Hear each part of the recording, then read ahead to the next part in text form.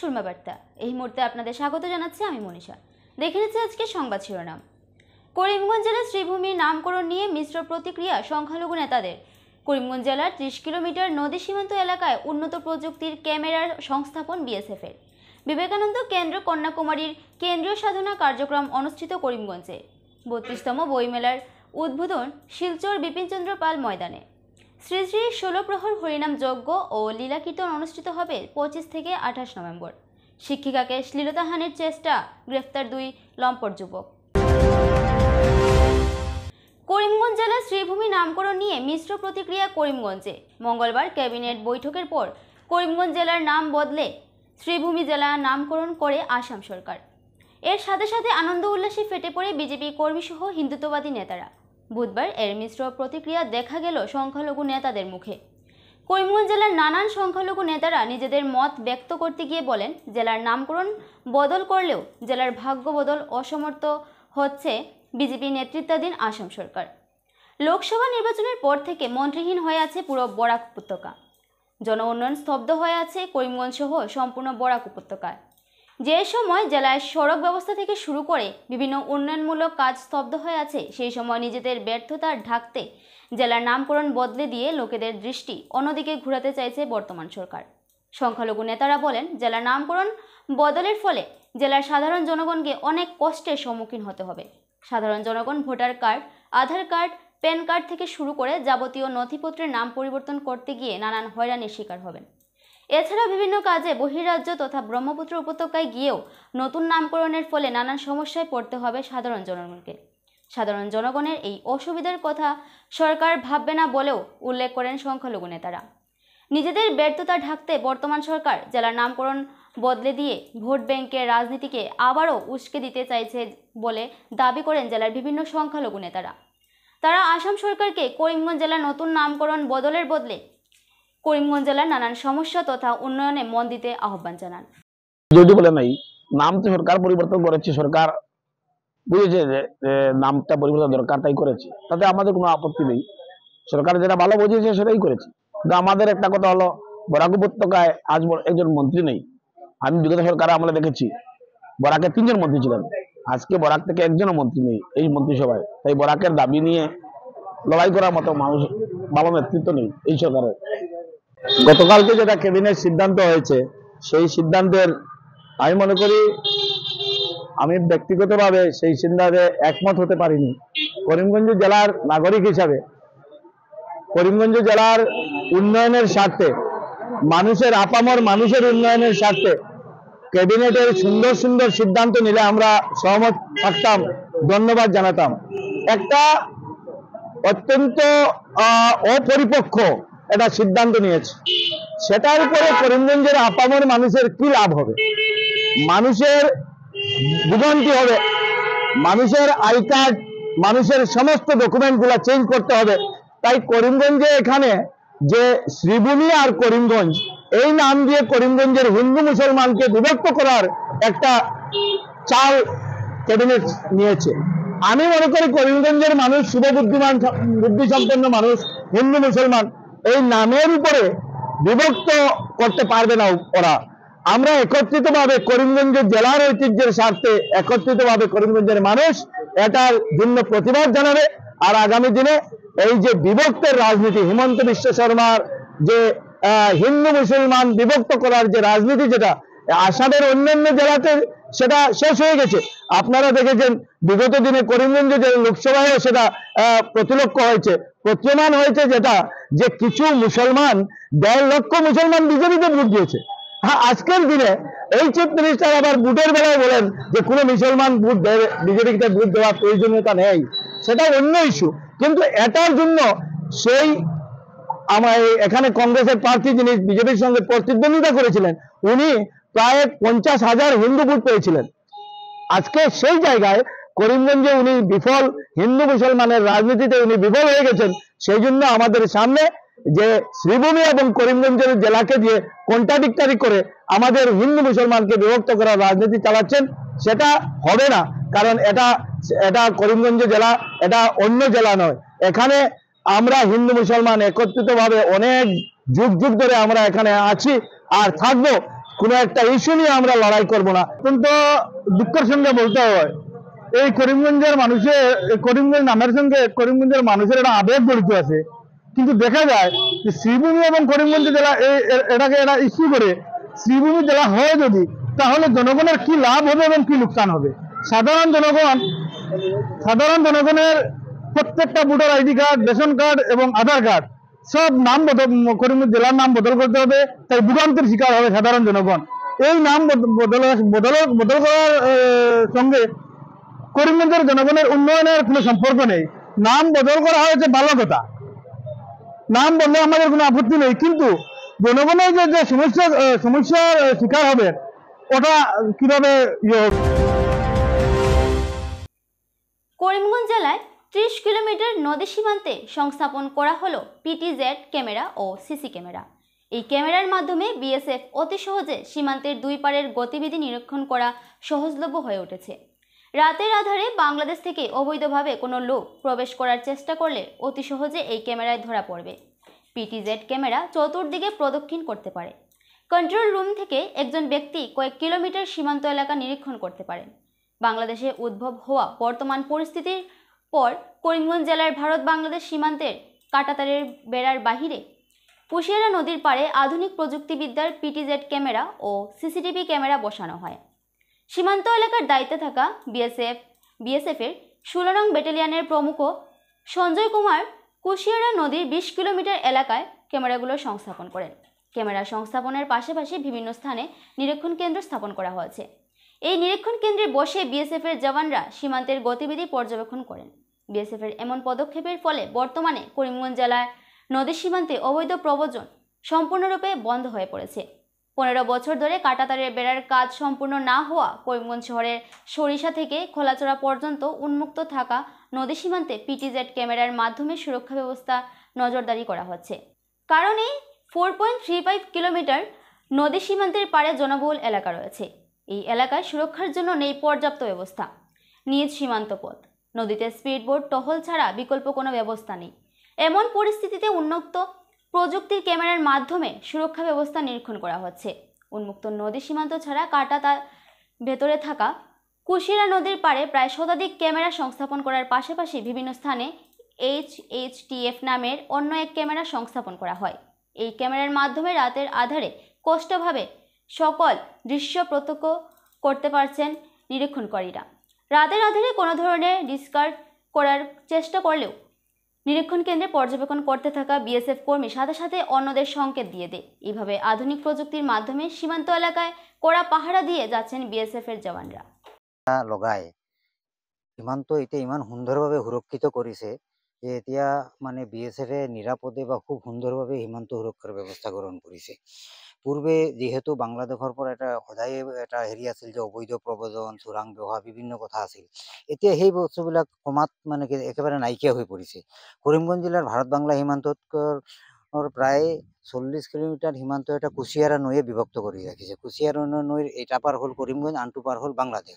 মাত্ৰ নদীখন মাত্ৰ কেইমিটাৰমান বহলৰ নৈখন, ইমান ডাঙৰো নৈ নহয়। এই নৈখন সাঁতুৰি বা যিকোনো সময়ত বাংলাদেশী আহিব পাৰিছিল বা চেষ্টা চলাইছিল, অপচেষ্টা কৰিছিল, কিন্তু এতিয়া এই কামটো নোৱাৰে। এতিয়া পিটিজেড কেমেৰা বহোৱাৰ ফলত নিশা যিমানেই আন্ধাৰ হওক, সেই আন্ধাৰত যদি কোনোবা আহিবলৈ অপচেষ্টা কৰে তেন্তে এইটো এটা ঠাইৰ পৰা মনিটৰিং কৰে, তাৰ পৰা গোটেই বস্তুবিলাক দেখা পোৱা যায়। এজন যদি কোনোবা আহিব পানীটো যদি কোনোবাই লৰায়ো পানীটো, তেতিয়া পানীটো লৰাটো ইতিমধ্যে বহি পেলাই দেখিব পৰা যায়। ইতিমধ্যে কৰিমগঞ্জত বৰ্তমান 16 নং বেটেলিয়নে দায়িত্ব লোৱাৰ পিছত 30 কিলোমিটাৰ সীমান্তত পিটিজেড কেমেৰা আৰু চিচি কেমেৰা বহুৱাইছে। এই 30 কিলোমিটাৰ সীমান্তৰ পিটিজেড চিচি কেমেৰা বহুৱাৰ ফলত নৈৰ ফলত এতিয়া নৈত ধৰক কোনো গতিবিধি বা অন্য কোনো ধৰণৰ মানে অপশক্তিয়ে বা বাংলাদেশে কোনো দুষ্কৃতিকাৰীয়ে কোনো ধৰণৰ দুষ্কাৰ্য কৰাৰ মানে সাহস গোটাব নোৱাৰে। কাৰণ কৰিমগঞ্জত এই 16 নং বিএসএফৰ 16 নং বেটেলিয়নৰ কামাণ্ডেণ্ট সঞ্জয় সিঙে তেওঁ একান্ত প্ৰচেষ্টাত কেইবাঠাইত মানে তেওঁৰ হেৰি বহুৱাই পেলাই 30 কিলোমিটাৰ সীমান্তত কেইবাশ, এটা দুটা নহয়, কেইবাশ তেওঁ পিটিজেড আৰু চিচি কেমেৰা বহুৱাইছে, যাতে এই সীমান্ত সুৰক্ষা সুন্দৰভাৱে নিৰীক্ষণ কৰিব পাৰে। স্কুল শিক্ষিকাকে শ্লীলতাহানির চেষ্টা, গ্রেফতার 2 লম্পট যুবক। স্কুল শিক্ষয়িত্রীকে শ্লীলতাহানি করার অভিযোগে কাছাড়ের ধলাইয়ের পালংঘাটে গ্রেফতার 2 যুবক। ধৃত যুবকদের নাম মেহবুব লস্কর ও আবু সালে লস্কর। ঘটনার বিবরণে জানা যায়, এক বেসরকারি বিদ্যালয়ের স্কুল শিক্ষিকা স্কুল ছুটির পর ঘরে ফেরার সময় স্কুল শিক্ষিকার শ্লীলতাহানির চেষ্টা চালায় মেহবুব লস্কর ও আবু সালে লস্কর। ঘটনার পর ভুক্তভোগী স্কুল শিক্ষিকা পালংয়ের থানায় মামলা দায়ের করলে পুলিশ তাৎক্ষণিকভাবে তদন্তে নেমে অভিযান চালিয়ে 2 অভিযুক্তকে গ্রেফতার করতে সক্ষম হয়।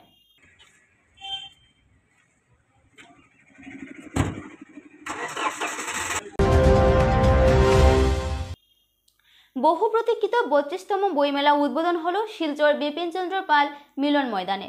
32তম বইমেলা কমিটির আয়োজনে এই বইমেলা অনুষ্ঠিত হচ্ছে। 32তম বইমেলা আগামী 2 ডিসেম্বর পর্যন্ত চলবে। বইমেলার উদ্বোধনী অনুষ্ঠানে উপস্থিত অতিথিরা প্রদীপ প্রজ্বলনের মাধ্যমে বইমেলার উদ্বোধন করেন। এদিনের উদ্বোধনী অনুষ্ঠানে ভারত সেবাশ্রম সংঘের স্বামী গুণসিন্ধু মহারাজ বই কেনার এবং বই উপহার দেওয়ার উপর জোর দেন। তিনি উপস্থিত সবাইকে নিজের মাতৃভাষার পাশাপাশি সংস্কৃত ভাষা শেখার উপর জোর দিতে বলেন। অন্যান্য বক্তারাও বই পড়া সহ বই কেনার উপর জোর দেওয়ার জন্য সবার নিকট আহ্বান করেন। বইমেলা কমিটির চেয়ারম্যান হরেন দে স্বাগত বক্তব্য রাখেন। তিনি সবাইকে প্রতিদিন বইমেলায় আসার আহ্বান জানান। যাদের অবদানের ফলে আজ এই 32 বছর যাবৎ এই বইমেলা চলে আসছে, তাদের মধ্যে হয়তো অনেকেই আর আমাদের মধ্যে নেই।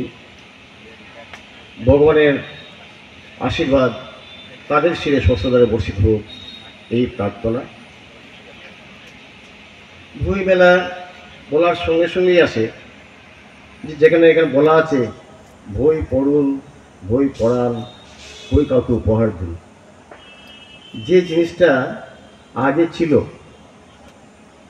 কোনো অন্নপ্রাশন অথবা সে বার্থডে সেরেমনি অথবা কোনো বিবাহে বইপত্র নিয়ে যেতেন সবাই, তাদেরকে উপহার সেটা দিতেন। আজ সেটা কালের গহ্বরে বিলুপ্ত হয়ে গেছে। এখন তার জায়গায় দখল করেছে কাপড় চোপড় এবং অন্যান্য গিফট আইটেম। বই মেলার মাধ্যমে আমাদের যারা লেখক, যারা কবি, যারা সাংবাদিক, যারা সাহিত্যিক, তারা এইগুলির মাধ্যমে তাদের লেখনী দ্বারা সমাজের বাস্তব রূপ তুলে ধরতে পারেন। আমরা তা থেকে জ্ঞান লাভ করতে পারি। কিন্তু আমাদের সমাজে এই অনীহার ফলে আমরা ধীরে ধীরে সমস্ত কিছু হারিয়ে ফেলছি। কাছাড় জেলা, অবিভক্ত কাছাড় জেলায়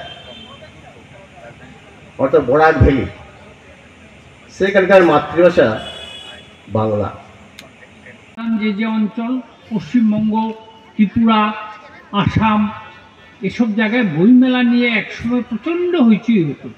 কলকাতার বইমেলা তো পৃথিবী বিখ্যাত, কিন্তু আজকাল ক্রমশ দেখা যাচ্ছে যে বইমেলাগুলো যে আয়োজন হচ্ছে তার আকার ক্রমশ ছোট হয়ে আসছে। এর কারণ হচ্ছে মানুষের বই পড়ার প্রতি আগ্রহ ক্রমশই কমে যাচ্ছে। বিশেষ করে নতুন প্রজন্ম, যারা যুবক যুবতী, যারা ছাত্র জীবনে আছেন, তাদের মধ্যে বই পড়ার প্রবণতাটা একদম কমে গেছে। বিডিএফ এর প্রেসিডেন্ট সভাপতি, ওটাই ওনার শেষ পরিচয় বা প্রথম পরিচয় নয়। আপনারা সবাই জানেন, কাজে এখানে বলে সময় নষ্ট করা উচিত নয়। আরেকটা কথা বললাম, এই কথাটা বললাম এর জন্য, আমরা সবাই জানি যেটা, আমরা তো ভুলে যাই, আমাদের মেমোরি সবসময় শর্ট, তার জন্য আমি একটু জাস্ট মনে করিয়ে দিলাম যে ওনার অনেক কিছু। The first thing I always do when I go to a new place is read about the history of the place. So coming to Kachar, I try to look up information available on the district, its history, geography and so on.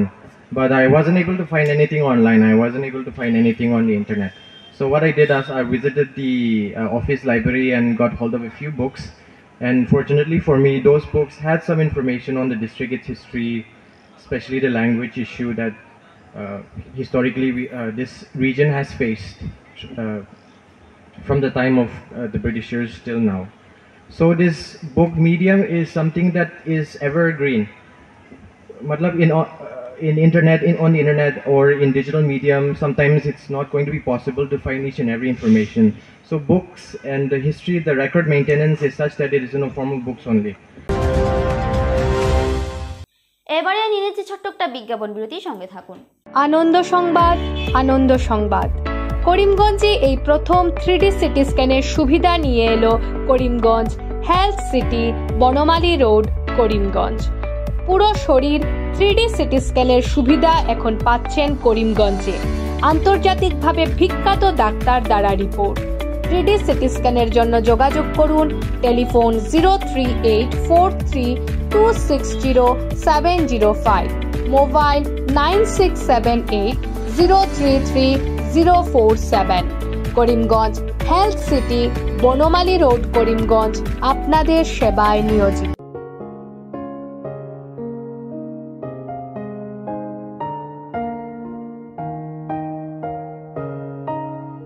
চিকিৎসা সেবায় নতুনত্ব নিয়ে হাজির new lifeline হাসপাতাল। অত্যাধুনিক প্রযুক্তিতে এখানে pinhole surgery, gallbladder, appendix surgery করা হয়। শিলচর মেডিকেল কলেজের সার্জারি বিভাগের অতিরিক্ত প্রফেসর ডক্টর RC শ্যাম সার্জারিগুলি করবেন।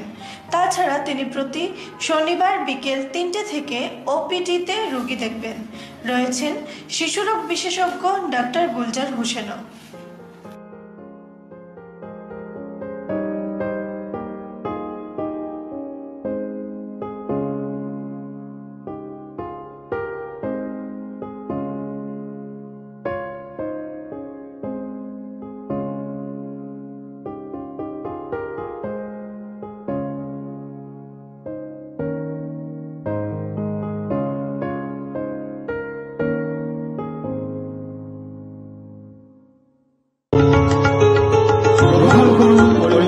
হোলসেল কোঅপারেটিভ স্টোর্স তথা সহযোগীর আন্তরিক অভিনন্দন।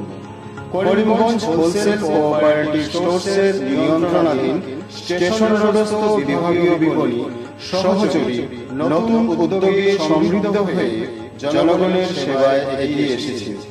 তুলনামূলক কম মূল্যে নিত্য প্রয়োজনীয় দ্রব্য সামগ্রীর যোগান অব্যাহত রাখতে সহযোগী কর্তৃপক্ষ বদ্ধপরিকর।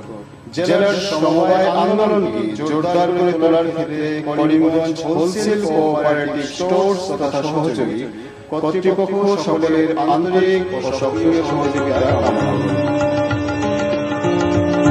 নতুন আঙ্গিকে বাস্তব পরিকল্পনা নিয়ে সহযোগী স্টেশন রোড, করিমগঞ্জ আপনাদের সেবায় সদা প্রস্তুত। স্বাস্থ্য সংক্রান্ত বিষয়ে খরচের কথা ভেবে চিন্তিত হচ্ছেন? এখন আর চিন্তার কোনো কারণ নেই, কারণ আপনাদের সেবায় এসে উপস্থিত হয়েছে জীবনজ্যোতি হাসপাতাল। এখানে অনেক কম খরচে আপনি পেয়ে যাবেন অনেক অভিজ্ঞ চিকিৎসকদের দল। Child specialist, cardiologist, urologist, gynaecologist, skin specialist, orthopaedics, neurologist, এছাড়াও নর্মাল ডেলিভারি, সার্জিয়ান ডেলিভারি, সব রকমের ortho surgery, advance laparoscope surgery, knee replacement, spine surgery, সব রকমের ইউরো সার্জারির সুবিধা ছাড়াও অপারেশন থিয়েটার, 24 ঘন্টা emergency ward, ICU labour room, medical specialist, general ward, laboratory, hospital dispensary, গাড়ি পার্কিংয়ের স্থান ছাড়াও নানান প্রকার সুযোগ সুবিধা অনেক কম খরচে লাভ করতে পারবেন জীবনজ্যোতি হাসপাতালে। তাই আর দেরি না করে আজই চলে আসুন। যোগাযোগের নম্বর 7637062954, 8638048459। আমাদের ঠিকানা নীলামবাজার, গান্ধী জিপি, দুর্গানগর রোড, আসাম 788722।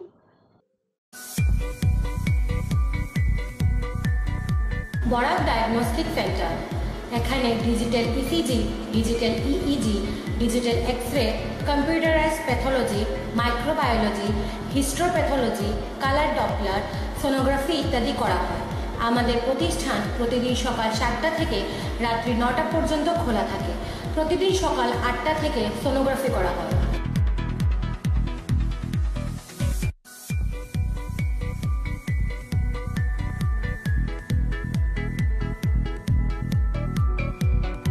যোগাযোগ Barak diagnostic centre, settlement road, Karimganj. Phone 038432735151। Mobile নম্বর 7086376822 9401132529। আনন্দ সংবাদ, আনন্দ সংবাদ, আনন্দ সংবাদ। হিরো মোটো কপের নানা বাইকের সম্ভার নিয়ে করিমগঞ্জে এসে উপস্থিত হলো রয়্যাল আর্টস হিরো শোরুম। আমাদের রয়্যাল আর্টস হিরো শোরুমে উন্নত প্রযুক্তির ও দুর্দান্ত মাইলেজের সুপার স্প্লেন্ডারের সব মডেলের bike, Glamour Xtec drum, Glamour classic disc, Karizma XMR, Passion plus, এছাড়াও হার্লে ডেভিডসনের বাইকও পাওয়া যাচ্ছে আমাদের শোরুমে। তাই আর দেরি না করে আপনার মন পছন্দের বাইক নিয়ে যেতে আজই চলে আসুন রয়্যাল আর্টস হিরো শোরুমে। আমাদের ঠিকানা শিলচর রোড, এলেংজুরি, করিমগঞ্জ। পিন নম্বর 788713। যোগাযোগের নম্বর 7086896920। বিভিন্ন আধুনিক ও আকর্ষণীয় টাইলসের সম্ভার নিয়ে উপস্থিত প্রিয়া টাইলস। আপনার ঘরকে অতি সুন্দরভাবে সাজিয়ে তুলতে আজই আমাদের দোকানে চলে আসুন এবং নিয়ে যান অত্যাধুনিক টাইলস। আপনার পছন্দের সব ধরনের টাইলস আমাদের এখানে উপলব্ধ রয়েছে। আমাদের ঠিকানা Chandras plaza, near Vishal mega mart, station road, Karimganj. Mobile 9101805530 9957709784। Shri Shri ষোলপ্রহর হরিনাম যজ্ঞ ও লীলা কীর্তন অনুষ্ঠান পালিত হবে আগামী 25 থেকে 28 নভেম্বর। প্রতি বছরের ন্যায় এবছরও করিমগঞ্জ জেলার পাথারকান্দি বিধানসভার অন্তর্ভুক্ত কলকলিঘাট গ্রামে শ্রী শ্রী শ্মশান কালীবাড়ি শ্রীমণ্ডপে আগামী 9 অগ্রহায়ণ তথা 25 নভেম্বর শুভ অধিবাস ও 10, 11 অগ্রহায়ণ কীর্তন ও হরিনাম এবং 12 অগ্রহায়ণ পূর্ণা ও মহন্ত বিদায়। এই 4 দিনব্যাপী কীর্তন সহ হরিনাম যজ্ঞে উপস্থিত থাকবেন বাংলাদেশের সুমন বৈদ্য, ত্রিপুরার নবোদ্য সংঘ, ভোলানাথ সম্প্রদায়, নূপুর ব্যানার্জি সহ শিলচরের গৌরগোবিন্দ দাস বাবাজি প্রমুখেরা। এই ষোলপ্রহর হরিনাম যজ্ঞ ও লীলা কীর্তনের কমিটির পক্ষ থেকে এই অঞ্চলের সনাতনী কৃষ্ণ ভক্ত বৃন্দদেরকে উপস্থিত থাকার জন্য বিনম্র অনুরোধ জানান আয়োজকরা। বিবেকানন্দ কেন্দ্র কন্যাকুমারীর কেন্দ্রীয় সাধনা দিবস কার্যক্রম অনুষ্ঠিত করিমগঞ্জে। কেন্দ্রীয় সাধনা দিবস কার্যক্রমটি গীতবিধান কার্যালয়ে অনুষ্ঠিত হয়। প্রদীপ প্রজ্বলন ও ভক্তিমন্ত্রের মাধ্যমে অনুষ্ঠানের শুভ সূচনা হয়। এদিন কেন্দ্রীয় সাধনা দিবস ও একনাথজি সম্বন্ধে উপস্থিত বক্তারা বিস্তৃত আলোচনা করেন। এদিন ঘরোয়া পরিবেশে এক সাংস্কৃতিক অনুষ্ঠানও আয়োজন করা হয়।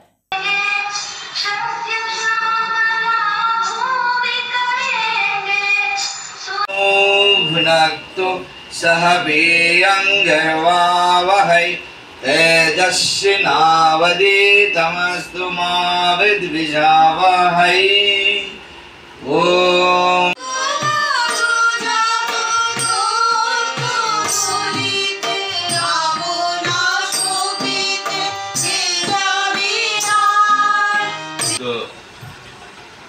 মাননীয়া নিবেদিতা বীরে লিখছেন, প্রিয় ভাই ও বোনেরা, সপ্রেম নমস্কার।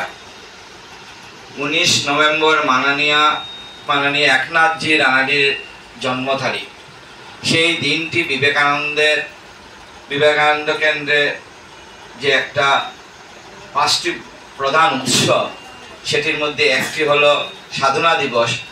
এই সাধনা দিবস হিসাবে সেটা সমগ্র ভারতব্যাপী খুব গাম্ভীর্যভাবে সেটা পালন করা হয়।